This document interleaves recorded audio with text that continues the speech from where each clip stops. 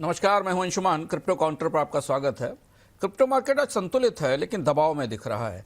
ETF के outflows और साल की अंत की पोजीशनिंग पूरे सेंटीमेंट पर असर डाल रही है। बाजार की परिस्थिति, बिटकॉइन करीब 88 से 89 हज़ार के बीच ट्रेड कर रहा है। पिछले दिन के मुकाबले करीब 1.6% ऊपर है, लेकिन साल दर साल देखें तो 12% नीचे है। बाजार में क्रैश जैसी स्थिति नहीं है, लेकिन अक्टूबर की पीक के बाद दबाव धीरे धीरे अपना असर दिखा रहा है। टेक्निकल सपोर्ट करीब 86,000 से 88,000 के बीच में और रेजिस्टेंस 93 से 95,000 के आसपास है। $1 लाख वाली मंजिल अभी करीब में नहीं दिखती। दिसंबर में ईटीएफ में लगातार आउटफ्लो बढ़ रहा था, जिसमें बिकवाली बढ़ रही है, इसलिए बिटकॉइन पर दबाव दिख रहा है। इथीरियम करीब 2970-2980 के आसपास है। 24 घंटे में हल्की कमजोरी है। मार्केट कैप और वॉल्यूम दोनों नवंबर के लास्ट के लेवल से नीचे हैं। 2850 से 2900 के आसपास सपोर्ट है। 3000-3100 का रेजिस्टेंस दिखाई दे रहा है। मिड दिसंबर में ईटीएफ से लगातार आउटफ्लो दिखाते हैं कि इंस्टीट्यूशन अभी भी बिटकॉइन के मुकाबले इथेरियम पर ज़्यादा सतर्कता दिखा रहे हैं। सोलाना 122-123 के पास है। 24 घंटों में लगभग फ्लैट है, सपाट दिख रहा है। सपोर्ट 118-120 का, रेजिस्टेंस 130 का। पूरे साल की परफॉर्मेंस बहुत मजबूत थी सोलाना की, लेकिन अब हाई बीटा लेयर 2 टोकन्स में रोटेशन हो रहा है, जिससे कीमतें एक सीमित दायरे में घूम रही हैं। कुछ मिड कैप्स जैसे DeFi, blue chips, liquid staking protocol अभी भी मीम कॉइन से बेहतर प्रदर्शन कर रहे हैं, लेकिन याद रखिए 2025 में करीब 2.7 से 3.4 बिलियन डॉलर तक के क्रिप्टो हैक्स हुए थे, इसलिए ऑडिटेड प्रोटोकॉल पर ही फोकस करना चाहिए जहां रियल रेवेन्यू दिखाई दे रहा हो। बड़ी संस्थाओं की गतिविधियों में 15 से 19 दिसंबर के बीच अमेरिका में बिटकॉइन और इथीरियम के स्पॉट ईटीएफ से कुल मिलाकर 1.13 बिलियन डॉलर का आउटफ्लो हुआ है। बिटकॉइन के ईटीएफ से करीब 497 मिलियन डॉलर गए और इथीरियम के ईटीएफ से 640 मिलियन डॉलर का आउटफ्लो हुआ।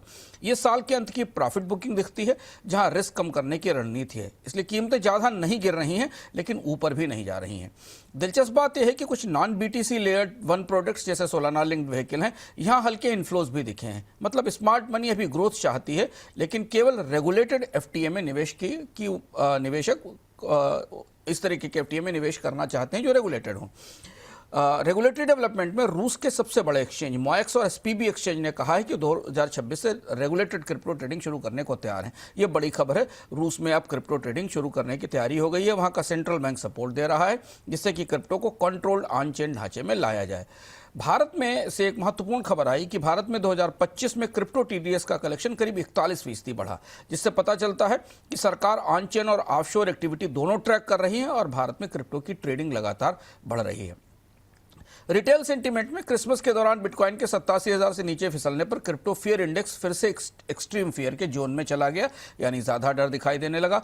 ईटीएफ से आउटफ्लोज और लिक्विडिटी में कमी के कारण रिटेल निवेशक इंतजार में बैठे हैं। एशियाई एक्सचेंज का डेटा दिखाता है कि बिटकॉइन अभी भी स्पॉट वॉल्यूम में आगे है।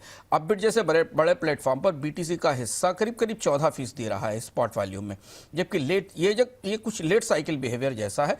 जब अनिश्चितता बढ़ती है तो रिटेल सेफ बड़े कॉइन्स की तरफ जाते हैं। अगले 48 से 72 घंटे का आउटफ्लो, अगर ETF के आउटफ्लोज जारी रहे तो बिटकॉइन फिर 86,000 तक गिर सकता है, मगर हाई बीटा और अल्ट कॉइन्स में और ज्यादा तेज गिरावट की उम्मीद है। ईयर एंड फंड रीबैलेंसिंग चल रही है, इसलिए छोटे छोटे झटके आ सकते हैं। आज का क्रिप्टो विजडम जो कि भारत के संदर्भ में है।